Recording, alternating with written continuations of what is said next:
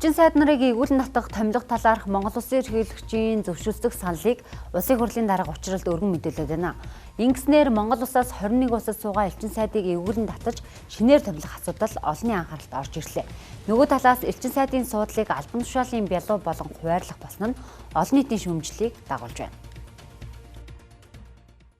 Зөвшөлдсөх саналд эргүүлэн татаж томилохоор тусгасан зарим элчин сайдыг танилцуулъя.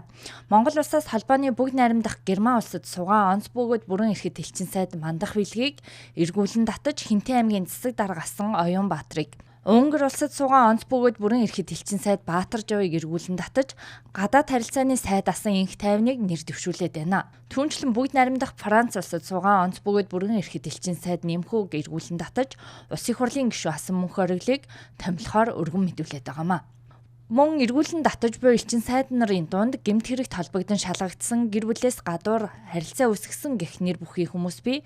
Тухайлбал Их Британи, Умард Ирландыг нэгдсэн хаант улсад суугаа онц бөгөөд бүрэн ирэхэд элчин сайдын их сүхэн дипломат ажилтан эмэгтэйтэй гэр бүлээс гадуур харилцаа үүсгэсэн.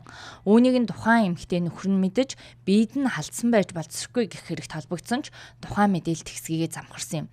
Тэгвэл түүний оронд гадаад харилцааны дэд сайд асан мөнгөчин томилохоор нэр дэвшүүлжээ. Харин Монгол Улсаас Тайландын хаант улсад суух онц бөгөөд бүрэн ирэхэд элчин сайдаар оюуг томилохоор болж байгааг ерөнхийлөгч илэрхийлсэн. Гэвч өмнө нь байсан төмрийг эргүүлэн татах тухай санал тусгаагүй байна. Төмрийн элчин сайдын бүрэн ирэх өнгөрсөн 7 дугаар сард дуусгаруулсан, өнгөрсөн 5 дугаар сард түүний эхнэр амьдардаг орон сууцныхаа 17 давхраа суунаж амиа алдсан хэрэг гарч үүнд гэр бүлээс гадуур харилцаа нь нөлөөлсөн гэх мэдээлэл гарч байсан юм а.